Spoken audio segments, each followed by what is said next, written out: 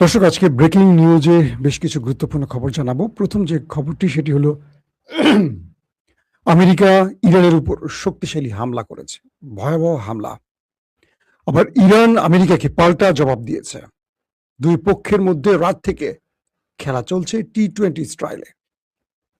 কতগুলো উইকেট গেল, কত রান হলো, ডিটেল তথ্য দেব। এই উইকেট রান দিয়ে কিছু শব্দ বুঝে নেবে।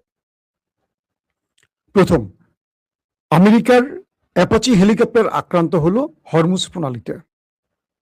প্রথম আমেরিকা এই বিষয়ে ইরানকে দায়ী করল না। হঠাৎ করে ট্রাম্প বলল এই আক্রমণটি ইরান করেছে ড্রোন দিয়ে এবং অ্যাপাচি ভূপাতিত হয়েছে। তখন ইরান বলছে যে এই আক্রমণ তারা করেনি। কিন্তু আমেরিকা এই অভিযোগ তুলে ইরানের প্রায় ১ ডজন অঞ্চলে অ্যাটাক করলো।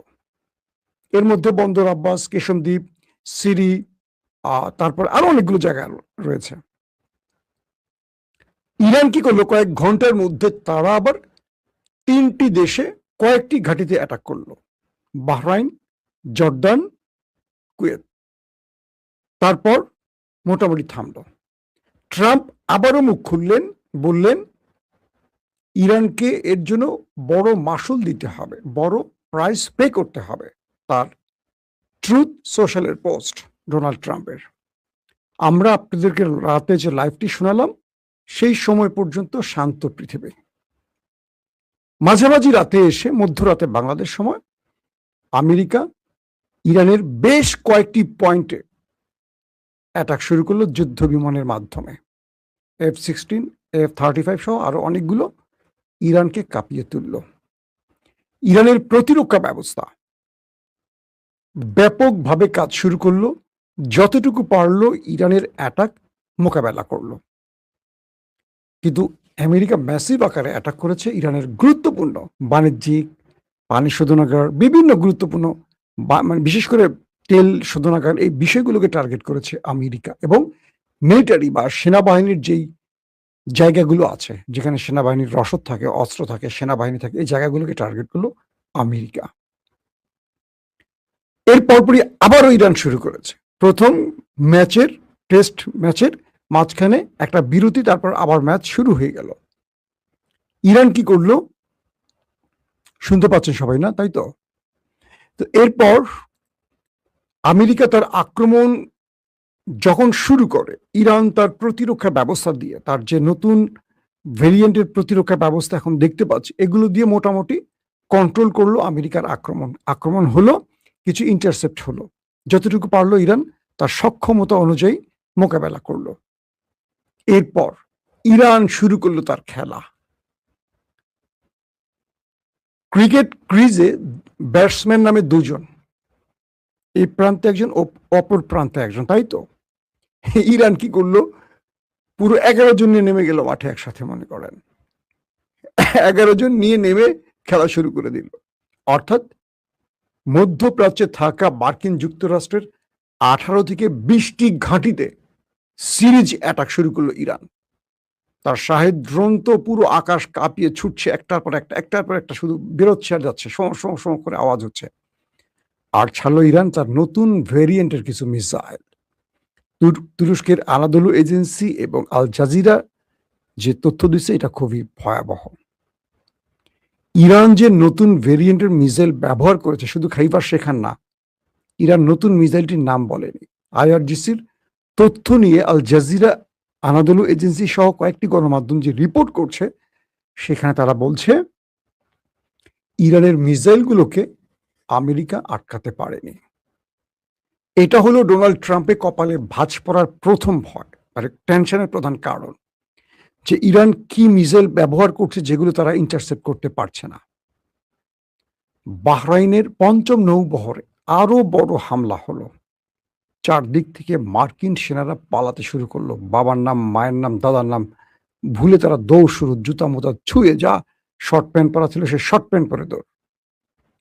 যখন আমেরিকার প্যাট্রিয়ট থার্ড কাজ করছে না, ইরান যে ভিডিও রিলিজ করেছে, সেখানে দেখলাম ইরানের মিসাইল আসছে।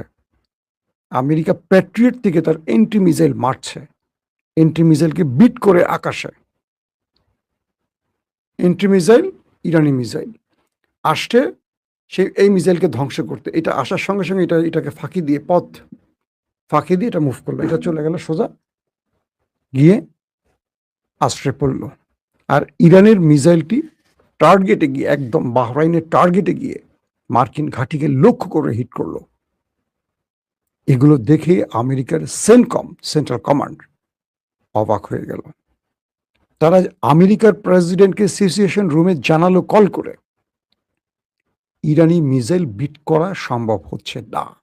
ট্রাম্প বললেন এই কথা আর বলা যাবে না, এই কথা বললে আমেরিকা আকাশ থেকে মাটিতে পড়ে যাবে। বলতে হবে একটি কথা, কি সেটি? সকল অ্যাটাক মোকাবেলা করা হয়েছে। একই অবস্থা হলো কুয়েত, একই অবস্থা হলো জর্দান।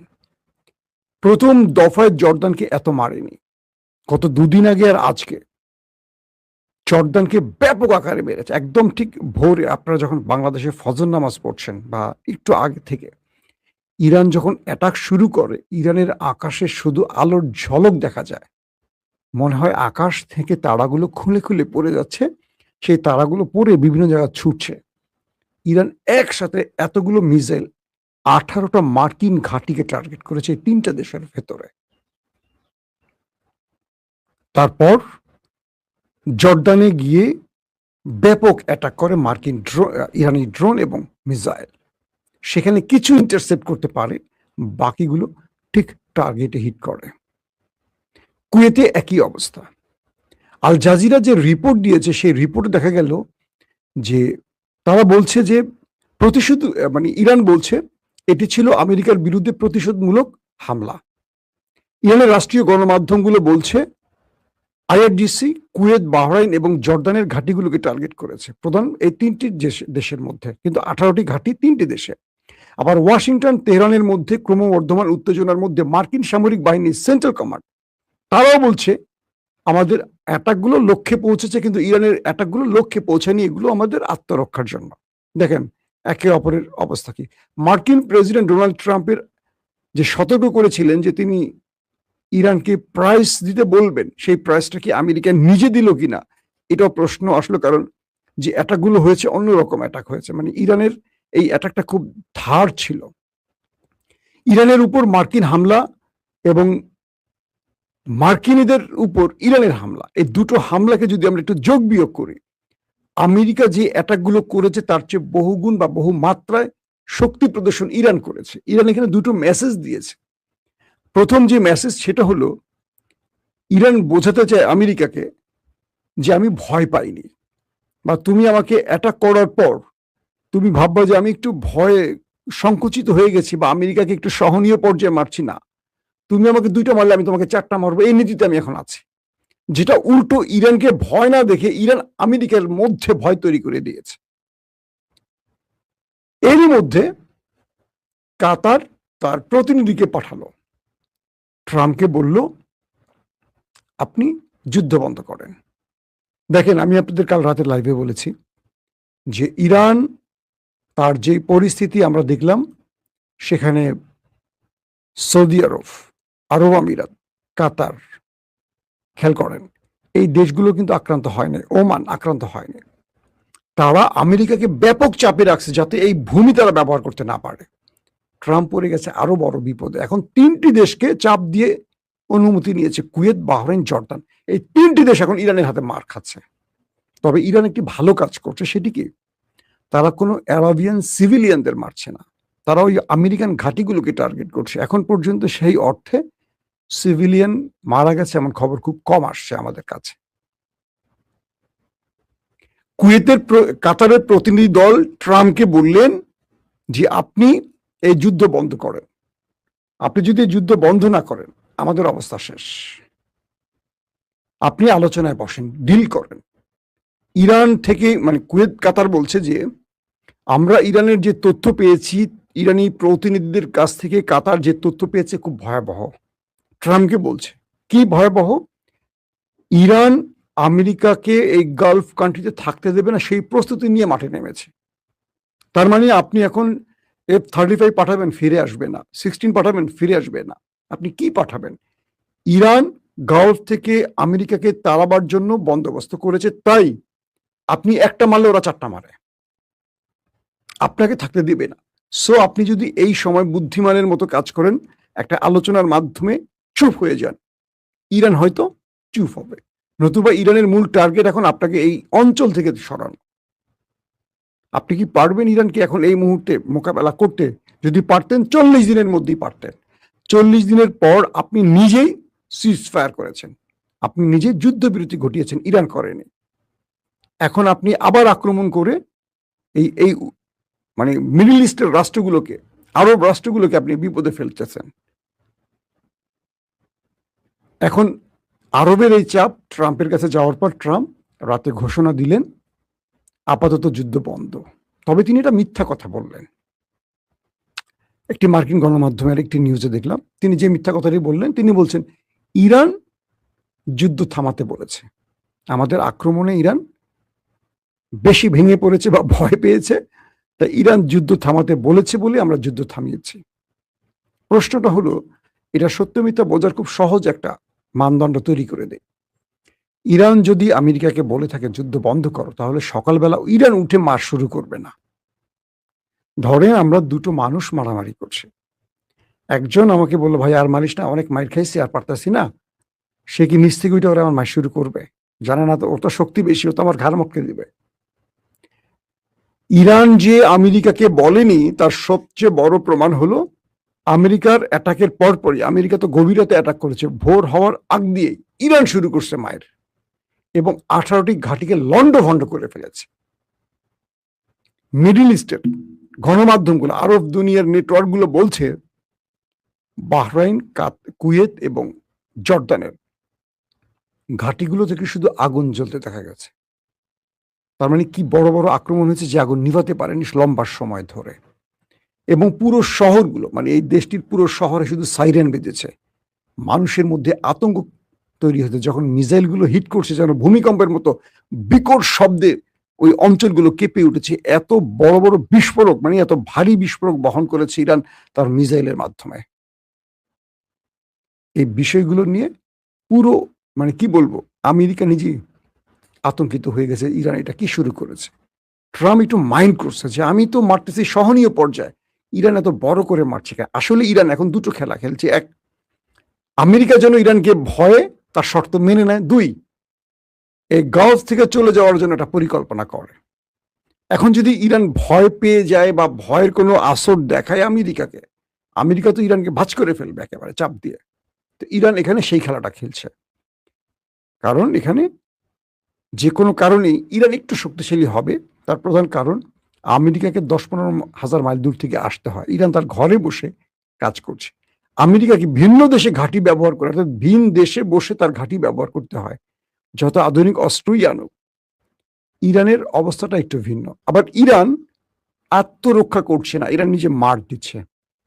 প্রতিটা দেশ আমেরিকার মার খেয়ে আত্মরক্ষা করে, আমেরিকাকে মারার সাহস করে না, মনে করে যে আমেরিকাকে একটা চর দিলে তো আমেরিকা 20টা মারবে, বরং আমি 5টা চর খেয়ে বসে থাকি। কিন্তু ইরান সেটা করছে না, 5টা চর খেলে 10টা মারার চেষ্টা করতেছে। এটাই ট্রাম্পের অহংকারে লেগে গেছে যে এটা কেমন জাতি। সেই জন্য ট্রাম্প বলছে ইরানিরা শক্তিশালী জাতি। এটা ট্রাম্পের মুখের কথা, তারা হার মানতে চায় না, এটা বুঝে গেছে আমেরিকা। পাশাপাশি হিজবুল্লাহ খেলা শুরু করছে, একদিকে ইরান, একদিকে হিজবুল্লাহ মারছে আবার নেতা কাকুর বাড়িতে, কিরাজ, সামুনা, আশদোদ, আশকলন, আরো অনেকগুলো জায়গাতে খেলা চলছে। এই খেলা থামছে না, রাতভর মোটামুটি T20 ম্যাচ চলেছে। আজকে রাতে আপনারা জানবেন, নতুন নতুন ফুটেজ পাবেন, কি পরিমাণ ক্ষয়ক্ষতি হয়েছে, তার পুরো ফিরিস্তিটা রাতের খবর হয়তো আমরা জানাতে পারবো। কিন্তু ইরানকে এতটা সাহস জুগিয়েছে কে?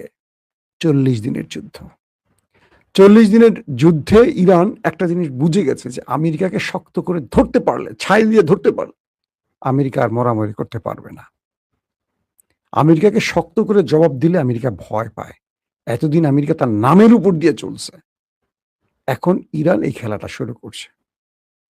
দর্শক, বিদায় নিচ্ছি এখনকার মতো। আজ সন্ধ্যার পর আবার চেষ্টা করবো 7টা-8টার মধ্যে বা 6টা থেকে 7টার মধ্যে আরেকবার লাইভে আসার। অনেক ব্রেকিং খবর আসছে, সেই খবরগুলো আপনাদের একটা একটা করে দেবার চেষ্টা করব।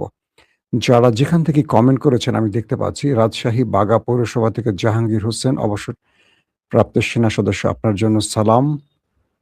কলিজার টুকরো মাসুম ভাইয়া চট্টগ্রাম দুবাই থেকে দিদার ভাই, আপনার দিদার কবে পাবো বলেন? রংপুর থেকে শাহিন। ওকে ভাই, আজকের মতো বিদায় নিচ্ছি। ওয়েট করেন, ধারাবাহিক কোনো টাইম টেবিল নেই। আরো বড় খবর আসার সঙ্গে সঙ্গে লাইভে চলে আসব। এখনকার মতো বিদায় নেই।